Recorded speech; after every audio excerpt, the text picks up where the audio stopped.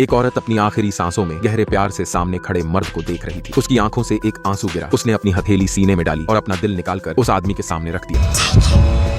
अगले ही पल दिल टुकड़ों में टूट गया। औरत ने अफसोस के साथ दम तोड़ दिया। वो मर्दार बस उंगलियों से उसके गाल को हल्के से छूता है, कुछ नहीं कहता। उसके सामने जो औरत मरी है वो थी अंजलि, एक ऐसी जादूगरनी जो श्राप देने में माहिर थी। 200 साल पहले अंजलि ने आरव से अपने प्यार का इजहार किया, पर जब आरव ने इनकार कर दिया तो उसने श्राप दिया। आरव की प्रेमिका विनीता चट्टानों पर गिरकर मर गई। दुखी आरव ने समुद्र में कूदकर खुद को भी खत्म करना चाहा, पर वो मरा नहीं, क्योंकि अंजलि ने एक और श्राप दिया था। उसे बना दिया एक पिशाच जो कभी मर नहीं सकता। वो हर पल अपनी खोई मोहब्बत की तड़प में जीता रहा, ठीक वैसे ही जैसे अंजलि ने महसूस किया था। स्थानीय लोग अंजलि की बातों में आकर आरव को राक्षस समझ बैठे। उसे एक तिजोरी में बंद करके जमीन के गहरे अंधेरे में दफना दिया। वक्त गुजरता गया। 200 साल बाद एक कंस्ट्रक्शन साइट पर मजदूरों ने वो तिजोरी खोज निकाली। जैसे ही उन्होंने उसे खोला, एक काली परछाई बाहर निकली और सभी का खून पी गई। वो था आरव। अब वो आजाद था। अंजलि जब मौके पर पहुंची, सुबह हो चुकी थी। वो समझ गई आरव वापस आ गया है। कई सालों बाद वो फिर से उस हवेली में पहुंची जहां से सब कुछ शुरू हुआ था। आरव अब सिर्फ बदला लेना चाहता था, लेकिन जैसे ही धूप की किरण पड़ी वो पीछे हट गया। एक पिशाच को धूप से डर लगता है। सच यही था, अब की दुनिया उसके लिए बिल्कुल अजनबी थी। कारें, फोन, टीवी सब उसे डरावनी चीजें लगीं। फिर उसकी जिंदगी में आई एक लड़की जो हूबहू विनीता जैसी दिखती थी। शायद किस्मत ने